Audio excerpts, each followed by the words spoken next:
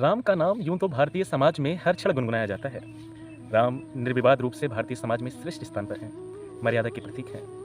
लेकिन पिछले दिनों कोई मूवी रिलीज हुई जिसमें श्री राम और बाबा हनुमान की अव्यक्ति को लेकर विवाद रहा। इन दोनों राम मंदिर की तारीखों का भी ऐलान हो गया है, इसलिए राम कुछ विशेष संदर्भों में चर्चा में है। पिछले दिनों में एक व्यक्ति के साथ बैठा हुआ था जिन्होंने जो धर्म से मुस्लिम थे और सामने से आ रहे व्यक्ति को उन्होंने राम राम कहकर संबोधित किया। भारतीय समाज जो धर्म जाति में बटा हुआ है, राम उसको जोड़ते हैं।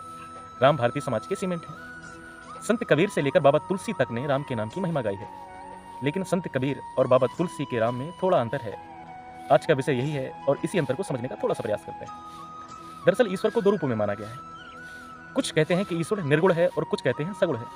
प्रश्न ये उठता है कि निर्गुण और सगुण क्या है। निर्गुण ईश्वर को या निर्गुण ब्रह्म को आदि गुरु शंकराचार्य ने समझाया है।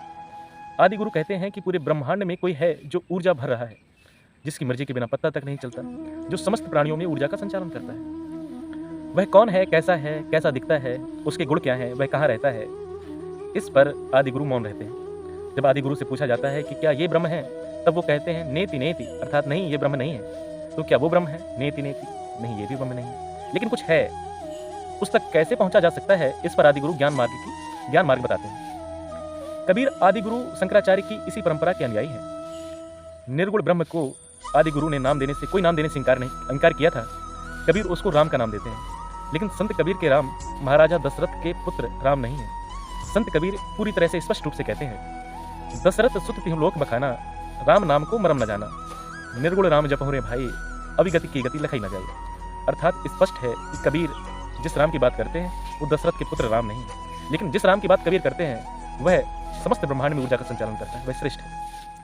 अब सगुण की बात करते हैं। सगुण ईश्वर मतलब जिसका कोई नाम है, कोई रूप है, कोई आकार है, जिसके गुण है।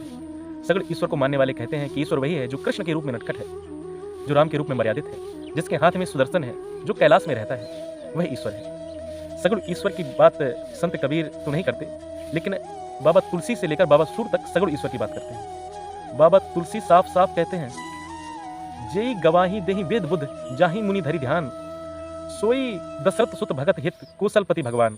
वही दशरथ का पुत्र जिसकी गवाही वेद देते हैं, जिसका ऋषि मुनि ध्यान करते हैं, वही भगवान है। जब बाबा तुलसी ऐसी बात करते हैं तो ऐसा लगता है कि मानो वो संत कबीर को जवाब दे रहे हैं। आश्चर्य की बात है कि संत कबीर और बाबा तुलसी के बीच में 100 से अधिक वर्षों का अंतर है, लेकिन जब ऐसी बातें होती हैं तो ऐसा लगता है कि दोनों एक दूसरे किनारे पर बैठे हुए शास्त्रार्थ कर रहे हैं। यही सनातन की सुंदरता है, यही सनातन की महिमा है। बाबा तुलसी ने दशरथ के पुत्र राम को ध्यान में रखकर ही रामचरितमानस रची है। रामचरितमानस विश्व के श्रेष्ठतम ग्रंथ है।